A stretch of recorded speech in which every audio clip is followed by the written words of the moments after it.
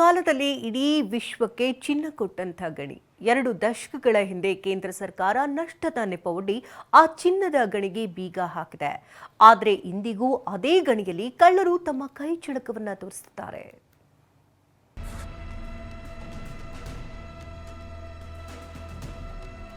ಸುತ್ತಲೂ ಕಗ್ಗತ್ತಲು, ಕೈಯಲ್ಲಿ candle, torch ಹಿಡಿದು ಗುಹೆಯೊಳಗೆ ಎಂಟ್ರಿ ಕೊಟ್ಟಿದ್ದಾರೆ. ಗಣಿ ಗುಹೆಯಲ್ಲಿ ಕಲ್ಲು ಮಣ್ಣನ್ನ ಅಗೆದು ಚಿನ್ನಕ್ಕಾಗಿ ಹುಡುಕಾಟ ನಡೆಸುತ್ತಿದ್ದಾರೆ. ಕೆಜಿಎಫ್ ಚಿನ್ನದ ಗಣಿಯಲ್ಲಿ ಖದೀಮರ ಹಾವಳಿ, ಕೈಯಲ್ಲಿ ಆಯುಧ ಹಿಡಿದು ಗುಹೆಗಳಿಗೆ ಎಂಟ್ರಿ. ಕೆಜಿಎಫ್ ಚಿನ್ನದ ಗಣಿಗೆ ಬೀಗ ಬಿದ್ದು 23 ವರ್ಷಗಳೇ ಕಳೆದಿವೆ. ಆದ್ರೆ ಕಳ್ಳರ ಗ್ಯಾಂಗ್ ಕದ್ದು ಮುಚ್ಚಿ ಗಣಿ ಗುಹೆಗಳಿಗೆ ನುಗ್ಗಿ ಚಿನ್ನಕ್ಕಾಗಿ ಹುಡುಕಾಡ್ತಿದೆ. ಗಣಿ ಸ್ಥಳದಲ್ಲಿ ಆಯುಧಗಳು, ಟಾರ್ಚ್, ಚಪ್ಪಲಿಗಳನ್ನ ಚೋರರು ಬಿಟ್ಟು ಹೋಗಿದ್ದಾರೆ. ಹಾಗೆ ಕೆಲ ವಿಡಿಯೋಗಳು ಕೂಡ ಹರಿದಾಡ್ತಿವೆ. ಖಾಸಗಿ ಸಂಸ್ಥೆ ಭದ್ರತಾ ಹೊಣೆಯನ್ನು ಹೊತ್ತಿದ್ದು ನಿರ್ಲಕ್ಷ್ಯ ತೋರುತ್ತಿದೆ. ಕಳ್ಳರ ಬಗ್ಗೆ ದೂರು ನೀಡದಿರುವುದು ಸಂಶಯಕ್ಕೆ ಕಾರಣವಾಗಿದೆ.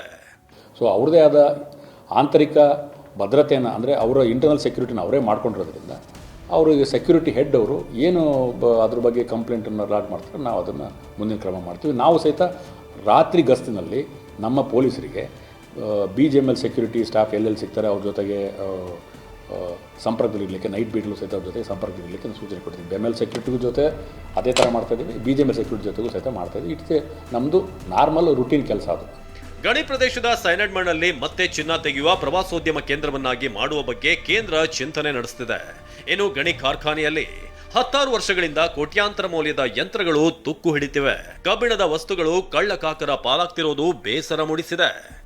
ಇವತ್ತು ಯಾರು ಇದರಲ್ಲಿ ಶಾಮೀಲಾಗಿದ್ದಾರೆ ಈ ಕಳ್ಳತನದಲ್ಲಿ, ಅವರೆಲ್ಲರಿಗೂ ಕೂಡ ಒಂದು ಶಿಕ್ಷೆಯನ್ನು ಆಗಬೇಕು ಅಂತೇಳಿ ನಾನು ಒತ್ತಾಯಿಸ್ತಾ ಇದ್ದೇನೆ.